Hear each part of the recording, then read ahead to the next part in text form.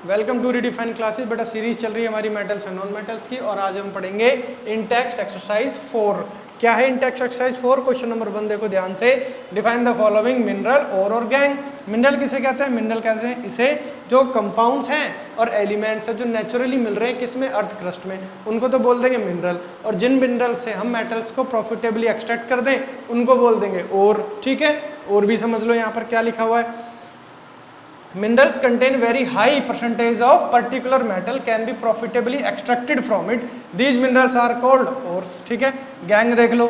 Ores mined from the earth are usually contaminated with large amount of impurities होती हैं उसके अंदर। Soil, sand, etc. are called gang। यानी कि soil है, sand है, किसमें? ओर में, मिनरल्स में, दोनों क्या बोलेंगे? गैंग बोलेंगे। ठीक है, क्लियर हो गई बात? तो मिनरल भी आपको पता चल गया, और भी पता चल गया, और गैंग भी पता चल गया। ठीक है, आगे बढ़ो। दूसरा क्वेश्चन क्या है? दूसरा क्वेश्चन है name two metal which are found in nature in the free state. Free state का मतलब है किसी के साथ कोई भी रिएक्शन ना हो, और रिएक्टिविटी सीरीज में जो सबसे लो में आते हैं वो कोई भी रिएक्शन किसी के साथ नहीं करते, वो क्या होते हैं? फ्री स्टेट में अवेलेबल होते हैं। सॉल्यूशन में देखो, the metals at the bottom of the reactivity series are mostly found in free state. For example gold है, सिल्वर है, प्लेटिनम है, ये किस में मिलेंगे?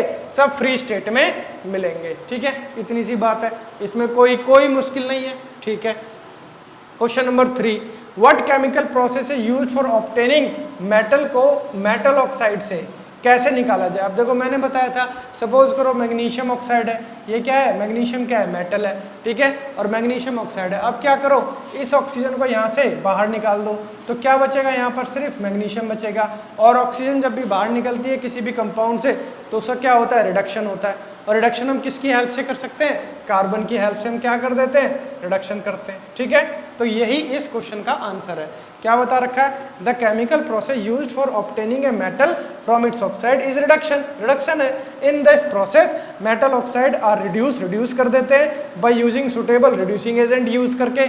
और वो रिड्यूसिंग एजेंट क्या है? वो क्या है? कार्बन है, सच एज कार्बन। और by highly reactive metal to displace the metal from their oxide. ये मैंने अभी पीछे की वीडियोज में बताया हुआ है। फॉर एग्जाम्पल जिंक ऑक्साइड यानी कि ZnO है, zinc oxide is reduced to metallic zinc. किसके अंदर? मेटेलिक जिंक में कन्वर्ट हो जाएगा बाय हीटिंग विथ, हीट कर रहे हैं किसके साथ? कार्बन के साथ। अगर हम हीट कर देंगे तो क्या मिल जाएगा हमें? यहाँ पर कार्बन डाइऑक्साइड मिल जाएगा। क्लियर हो गई बात? तो क्या है? देखो यहाँ पर जिंक मिल गया, यानी कि जिंक का क्या हो गया? रिडक्शन। कार्बन का क्या हो गया? ऑक्सीडेशन। तो हम क्या कर देते हैं? जो मेटल ऑक्साइड है उसका रिडक्शन कर देते हैं और हमें क्या मिल जाता है? प्योर मेटल मिल जाते हैं। ठीक है, क्लियर हो गई बात? यहाँ पर मुझे लगता है बहुत अच्छे समझ में आ गया होगा। अब देखो यही एग्जाम्पल बता रखा है। देखो जिंक ऑक्साइड है, कार्बन के साथ कंबाइन किया और यहाँ पर क्या कर दिया? हीट कर दिया। क्या मिल गया? जिंक और कार्बन मोनोऑक्साइड मिल गई। Manganese dioxide is reduced to manganese by treating it with aluminium powder. In this case, aluminium displace manganese from its oxide. अब aluminium क्या? हाईली रिएक्टिव है, मैग्नीज को डिस्प्लेस कर देगा। क्या बन जाएगा? यहाँ पर मैग्नीज मिल गया और Al2O3। ठीक है, एल्यूमिनियम ट्राइऑक्साइड या एल्यूमिनियम ऑक्साइड हमें मिल गया। ठीक, और ये क्या होते हैं? हाईली एक्सोथर्मिक यानी कि हाईली हीट प्रोड्यूसिंग रिएक्शन होती है ये। ठीक, oxides of more reactive metal are reduced by electrolysis, यानी कि मोर रिएक्टिव जो मेटल है उसने लेस रिएक्टिव मेटल को डिस्प्लेस कर दिया। ठीक है, और ये क्या होती है? एक्सोथर्मिक रिएक्शन है ये। This is exothermic reaction. क्यों? क्योंकि प्रोडक्ट में हमें क्या मिल रहा है? हीट मिल रही है। क्लियर होगी बात? चलो बढ़ो आगे। अब आते हैं इन टेक्स्ट एक्सरसाइज किस पे? 5 पे। वो क्या है? क्वेश्चन नंबर 1 देख लो। मेटल ऑक्साइड्स दे रखे हैं आपको। देखो जिंक ऑक्साइड, मैग्नीशियम ऑक्साइड और कॉपर ऑक्साइड। जिंक, मैग्नीशियम और कॉपर के ऑक्साइड दे रखे हैं। Were heated with the following metal. उसको हीट कर रहे हैं किसके साथ? जिंक के साथ कर रहे हैं, मैग्नीशियम के साथ कर रहे हैं, कॉपर के साथ कर रहे हैं। ठीक है, जिंक ऑक्साइड के साथ जिंक के साथ किया, कोई रिएक्शन नहीं है। मैग्नीशियम के साथ क्या? डिस्प्लेसमेंट रिएक्शन हो जाएगी। क्यों? क्योंकि क्या ये जिंक ऑक्साइड है, मैग्नीशियम क्या है? मोर रिएक्टिव है, किससे? जिंक से। और कॉपर के साथ करेंगे तो भी कोई रिएक्शन नहीं है। Similarly magnesium oxide, copper oxide, ये रहा इसका सॉल्यूशन। ठीक है, ध्यान से समझ लोगे कि डिस्प्लेसमेंट रिएक्शन किस में होगी और नो रिएक्शन किस में होगी। और ये डिपेंड करता है किस पे? रिएक्टिविटी सीरीज पे, कि कहाँ डिस्प्लेसमेंट रिएक्शन होगी और कहाँ कोई रिएक्शन नहीं होगी। ठीक है, अब आ जाओ यहाँ पर। Which metal do not corrode easily. अब कौन से मेटल है जो इजिली कोरोड नहीं होते? More reactive a metal is more likely it is to be corroded, यानी कि जो ज़्यादा रिएक्टिव होगा वो ज़्यादा कोरोड होगा, ज़्यादा रिएक्टिव होगा ज़्यादा कोरोड होगा।